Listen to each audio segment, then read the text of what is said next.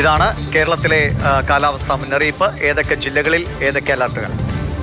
ചിത്രം കാണുമ്പോൾ തന്നെ നമുക്ക് വ്യക്തമാകുന്നുണ്ട്. എല്ലാ ജില്ലകളിലും മുന്നറിയിപ്പ് ഉണ്ട് എന്നുള്ളതാണ് ഈ ദിവസത്തെയും, ഇന്നലെയും അങ്ങനെ തന്നെയായിരുന്നു ഈ ദിവസത്തെയും പ്രത്യേകത. കാസർഗോഡ്, കണ്ണൂർ ജില്ലകളിൽ റെഡ് അലേർട്ട് ആണുള്ളത്. കടുത്ത ജാഗ്രതാ മുന്നറിയിപ്പാണ് റെഡ് അലേർട്ടിലൂടെ നൽകുന്നത്. യാത്രകളൊക്കെ കൃത്യമായ സുരക്ഷിതത്വം ഉറപ്പാക്കുന്ന സ്ഥലങ്ങളിലേക്ക് വേണം. കനത്ത മഴയ്ക്കും കാറ്റിനും സാധ്യതയുണ്ട്. വേഗത്തിൽ അലർട്ട് പറയാം. തിരുവനന്തപുരത്ത് yellow, Kollam yellow, Pathanamthitta orange alert, Alappuzha yellow, Kottayam orange, Idukki, Ernakulam, Thrissur, Palakkad, Malappuram, Kozhikode, Wayanad ജില്ലകൾ വരെ ഓറഞ്ച് അലർട്ട്. കണ്ണൂർ, കാസർഗോഡ് ജില്ലകളിൽ റെഡ് അലർട്ട്. അതിതീവ്ര മഴയ്ക്കുള്ള സാധ്യതയും.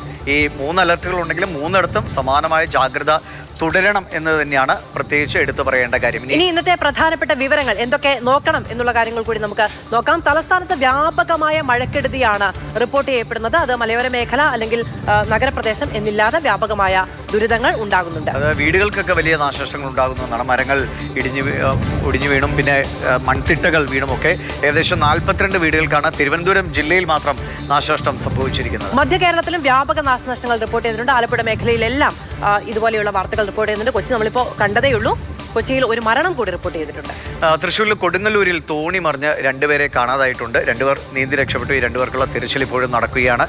ഒപ്പം ചെല്ലാനത്തെ കടലേറ്റത്തിന്റെ ദൃശ്യങ്ങളും അവിടുത്തെ പ്രതിഷേധവുമാണ് അല്പം മുമ്പ് അരുൺ ശങ്കർ നമ്മളോട് വിശദമായി പങ്കുവച്ചത്. ഇതാണ് സംസ്ഥാനത്തെ കാലാവസ്ഥാ മുന്നറിയിപ്പുകൾ. പൊതുവെ കാലവർഷം ഒന്ന് കനത്തിൽ വരുന്നതിന് മുൻപ് തന്നെ ഉണ്ടാകുന്ന പ്രതിസന്ധികളും കെടുതികളും.